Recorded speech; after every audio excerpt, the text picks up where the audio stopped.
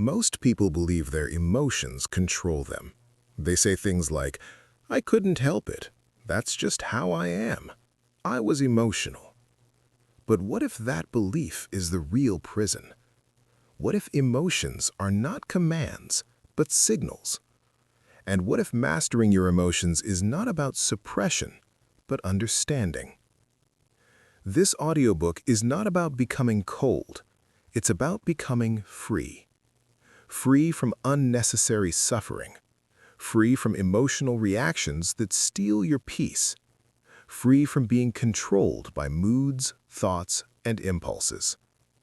If you've ever felt overwhelmed, reactive, or emotionally drained, this journey is for you. Take a breath, slow down, and let's begin. Part 1. Understanding your emotions. Chapter 1. Emotions are not the problem. Emotions are not good or bad. They are information. Anger signals boundaries. Fear signals uncertainty. Sadness signals loss. Joy signals alignment. The problem is not emotion. The problem is identification. When you believe, "I am angry," instead of "I feel anger," you lose control. Awareness restores it. Chapter 2. Why emotions feel so strong. Emotions feel powerful because they are fueled by thoughts. A single thought can trigger a memory, a belief, a reaction, and suddenly your body responds as if danger is real. Your heart races, your breathing changes, your muscles tighten. The emotion feels real because your body believes it is. But feelings are reactions, not facts. Chapter 3. The emotional loop. Here's the loop most people live in. Thought, emotion, reaction, regret. A thought appears, an emotion rises, you react automatically. Later, you regret it. Mastery begins by breaking the loop between emotion and reaction. You don't need to control emotions. You need to pause. Chapter 4. You are not your emotions. This is one of the most important lessons. You experience emotions. You are not them. Clouds pass through the sky. The sky remains untouched. Thoughts and emotions pass through awareness. Awareness remains steady. When you stop identifying, emotions lose authority. Chapter 5. Why resistance makes emotions worse. What you resist persists. Pushing emotions away creates tension. Judging yourself creates shame. Allowing emotions lets them pass naturally. Emotions want to be felt, not fought. Chapter 6. The role of acceptance. Acceptance is not weakness. It is emotional intelligence. When you accept what you feel without judgment, the intensity drops. Calm is not forced. It emerges. Notice what changes when you stop fighting emotions. Notice how awareness creates space. That space is your freedom. In the next part, we go deeper. Part 2. Awareness and emotional observation. Opening. Before you can change your emotions, you must learn to watch them. Most people live inside their emotions. They don't notice them. They become them. Awareness is the doorway out of emotional chaos. And once you step through that doorway, everything begins to slow down. Chapter 1. The power of pausing. Emotions rise fast. Reactions rise faster. The pause is where freedom lives. Even a single second of awareness can prevent regret. Pause before responding. Pause before speaking. Pause before acting. That pause is emotional intelligence in action. Chapter 2. Observing without judging. When an emotion appears, don't label it good or bad. Simply notice it. Where do you feel it? In the chest? In the stomach? In the shoulders? Observation separates you from the emotion. Judgment fuses you to it. Chapter 3. Naming emotions reduces their power. When you name an emotion, you gain distance. Say quietly to yourself, "This is anger. This is anxiety. This is disappointment." Naming activates awareness instead of reaction. The brain shifts from emotional mode to conscious mode. Chapter 4. The role of the breath. Breathing regulates emotion. Short, shallow breathing intensifies emotional states. Slow, deep breathing calms the nervous system. When emotions rise, return to the breath. The breath anchors you in the present moment. Chapter 5. The present moment is emotionally safe. Most emotional pain comes from past memories or future fears. The present moment is usually safe. Bring attention to your breath, your body, your surroundings. Presence dissolves emotional intensity. Chapter 6. Detaching from emotional stories. Emotions grow when stories feed them. What if? They always. I never. Drop the story. Feel the sensation. Without story, emotions lose fuel. Chapter 7. Triggers as teachers. Triggers are not enemies. They are teachers. They show you unresolved emotions, hidden expectations, old conditioning. Instead of reacting, ask, "What is this teaching me?" Chapter 8. Building the observer muscle. Awareness is a skill. It grows with practice. Daily practices. Quiet reflection, mindful breathing, emotional check-ins. Consistency matters more than intensity. You don't need to control emotions. You need to see them clearly. Clarity dissolves chaos. In the next part, we explore one of the most powerful shifts. Part 3. Emotional detachment and identity. Emotional suffering does not come from emotions themselves. It comes from attachment. Attachment to thoughts. Attachment to expectations. Attachment to identity. When you detach, you don't lose feeling. You gain freedom. Chapter 1. Why identification creates suffering. The moment you say, "I am angry," "I am anxious," "I am broken," you merge with the emotion. But emotions are temporary. When identity is built on something temporary, stability disappears. You are the observer, not the experience. Chapter 2. The illusion of the thinking mind. Thoughts appear automatically. You don't choose most of them. Yet people treat thoughts as truth. A thought can say, "You're not good enough," but that doesn't make it real. Detachment means seeing thoughts without obeying them. Chapter 3. Stepping back from emotional identity. Imagine standing one step behind your thoughts. You watch them arise. You watch them fade. From this space, emotions lose control. You don't suppress. You observe. Chapter 4. Emotional neutrality is not emotional numbness. Detachment does not mean coldness. It means balance. You still feel joy. You still feel sadness. But emotions don't dictate behavior. Calm replaces chaos. Chapter 5. Expectations and disappointment. Expectations create emotional pain. When reality doesn't match expectation, disappointment appears. Lower expectations. Increase acceptance. This single shift reduces emotional suffering dramatically. Chapter 6. Release the need for control. Trying to control life creates anxiety. Life is unpredictable. Resistance creates tension. Flexibility creates peace. Chapter 7. Choosing responses consciously. Detachment gives choice. Choice creates power. Instead of reacting automatically, you respond intentionally. This is emotional mastery. Chapter 8. Practicing non-attachment daily. Small practices. Let opinions pass.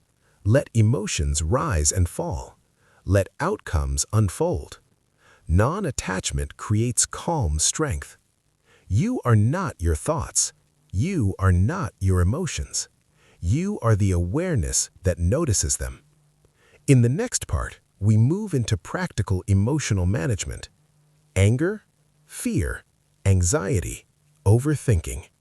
This is where emotional mastery becomes daily life. Part 4. Managing negative emotions. Anger, fear, anxiety, overthinking. Negative emotions are not mistakes. They are signals. When you learn how to read them, they stop controlling you. This part is about practical mastery. What to do when emotions actually hit. Chapter 1. Understanding anger. Anger is energy. It appears when boundaries are crossed or expectations are violated. Anger itself is not dangerous. Unconscious anger is. When anger rises, pause, breathe, delay reaction. Responding calmly is strength. Chapter 2. Transforming anger into clarity. Anger wants expression, not explosion. Ask, what boundary was crossed? Use anger as information. Clear communication replaces emotional outbursts. Chapter 3. Understanding fear. Fear is anticipation. It imagines future danger. Fear protects, but also limits. Most fears are mental projections. Recognize fear without obeying it. Chapter 4. Calming fear with present awareness. Fear lives in the future. Presence brings safety. Return attention to breath, body, and ground beneath you. The present moment is emotionally stable. Chapter 5. Anxiety and mental overload. Anxiety is too much future thinking, too many what-ifs. Simplify. Focus on the next small step. Action reduces anxiety better than thinking. Chapter 6. Stopping overthinking. Overthinking feels productive, but it's not. It drains energy without resolution. When you notice mental loops, name it, pause, redirect attention. Clarity comes from stillness. Chapter 7. Acceptance as emotional relief. Fighting emotions makes them stronger. Acceptance softens them. Say, this is how I feel right now. No resistance, no judgment. Emotions pass when allowed. Chapter 8. Emotional resilience. Resilience is emotional recovery. Not avoiding emotions, but returning to balance faster. Daily calm practices build emotional strength. You don't eliminate negative emotions, you learn to navigate them. That is mastery. In the next part, we explore emotional discipline, daily habits, and healing emotional wounds. This is where mastery becomes a lifestyle. Part 5. Emotional discipline, habits, and inner stability. Emotional mastery is not built in moments of intensity. It is built in ordinary days, in what you eat, how you sleep, what you consume mentally, how you speak to yourself. This part is about building emotional stability that lasts. Chapter 1. Discipline creates emotional freedom. Discipline sounds restrictive, but emotional chaos is far more limiting. A disciplined life creates predictability. Predictability signals safety. Safety calms the nervous system. Chapter 2. The body-emotion connection. Your emotional state is deeply connected to your body. Poor sleep increases irritability. Poor diet increases anxiety. No movement increases restlessness. You cannot expect calm from a neglected body. Caring for the body is emotional intelligence. Chapter 3. Emotional Hygiene. Just like physical hygiene, emotions need daily care. Ask yourself, what am I consuming emotionally? Negative news, social media drama, toxic conversations. Reduce unnecessary emotional noise. Silence heals. Chapter 4. Routine as emotional anchor. Routine stabilizes the mind. Simple anchors: morning quiet, movement, evening reflection. Structure reduces emotional unpredictability. Chapter 5. The role of rest. Rest is not laziness. Rest repairs the nervous system. A rested mind responds calmly. An exhausted mind reacts emotionally. Protect your rest. Chapter 6. Training patience daily. Patience is emotional strength. Practice patience in small moments, like waiting, listening, pausing. Small acts train emotional control. Chapter 7. Simplifying life to simplify emotions. Complex lives create complex emotions. Too many commitments, too many distractions, too many opinions. Simplify where possible. Clarity follows simplicity. You don't rise to calm when chaos arrives. You fall to the level of your daily habits. Build calm daily. In the final part, we complete the journey: emotional healing, compassion, and long-term emotional freedom. Part 7. Emotional healing, compassion, and lasting freedom. By now, you've learned something important. Emotional mastery is not about controlling life. It's about meeting life calmly. It's about healing what remains and living with emotional freedom. Chapter 1. Accepting your emotional history. Everyone carries emotional scars, old disappointments, unresolved pain, memories that still echo. Healing begins when you stop fighting the past. Acceptance is not approval. It is allowing reality to be what it is. Chapter 2. Sadness as a natural process. Sadness is not weakness. It is the body's way of releasing attachment. When sadness appears, allow it, feel it, let it pass. Suppressing sadness traps emotional energy. Chapter 3. Pain versus suffering. Remember this. Pain is unavoidable. Suffering is optional. Suffering begins when you resist pain. Let pain flow without adding a story. The story keeps pain alive. Chapter 4. Self-compassion as healing. Speak to yourself kindly. Harsh inner dialogue deepens wounds. Compassion softens them. You don't heal through force. You heal through gentleness. Chapter 5. Letting go without erasing. Letting go does not mean forgetting. It means releasing emotional charge. Memories can remain without pain attached. That is emotional freedom. Chapter 6. Emotional maturity. Maturity is responding, not reacting. Understanding, not blaming. Calm strength, not emotional suppression. Chapter 7. Living as the observer. You will still feel emotions, but they will no longer control you. You remain centered even in emotional storms. Awareness becomes home. Chapter 8. Integrating emotional mastery daily. Mastery is ongoing. Daily practices: awareness, acceptance, discipline, compassion. No perfection required, only presence. You are not broken. You were never meant to control emotions. You were meant to understand them, and understanding creates peace. Take one slow breath. Notice the calm that awareness brings. Emotions will come and go, but you now have the space to meet them wisely. Part 7. Emotional Power in a Noisy World. The world today is louder than ever.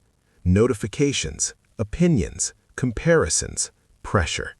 You are not failing emotionally. You are overloaded.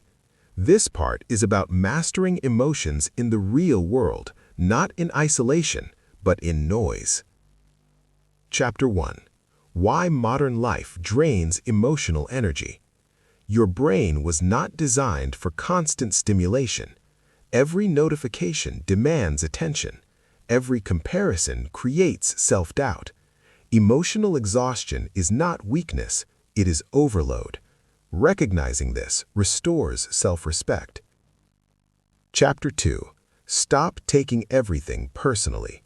Most emotional pain comes from personalization. Someone is rude, you assume it's about you. Someone ignores you, you assume rejection. But most people are reacting to their own emotions, not yours. Detach from unnecessary interpretation. Peace follows. Chapter 3. Emotional Boundaries. Very important. You don't need to absorb every emotion around you. Other people's stress is not your responsibility. Other people's anger is not your fault. Boundaries protect emotional energy. Calm people are not cold, they are selective. Chapter 4. Staying calm around emotional people. Some people live in reaction. They speak from anger. They act from fear. You don't need to join them. Silence is power. Listening is strength. Your calm disarms emotional chaos. Chapter 5. Responding instead of defending. Defensiveness fuels conflict. Calm responses dissolve it. You don't need to explain yourself to everyone. Sometimes the strongest response is no response. Chapter 6. Emotional Confidence. Confidence is not loud, it is inner stability. When you trust yourself, external validation loses importance. Approval becomes optional. Freedom begins. Chapter 7. Dealing with Criticism and Judgment. Criticism hurts when identity is fragile. When identity is grounded, feedback becomes information. Take what helps, release the rest. You don't grow by pleasing everyone.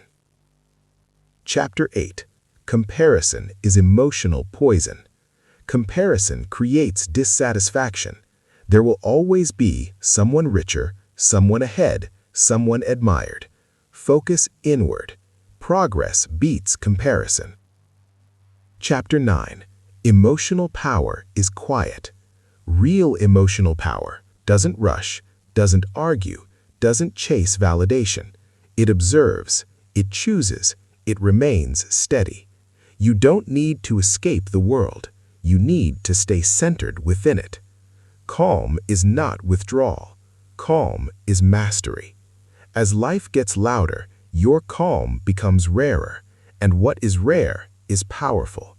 Carry this calm with you.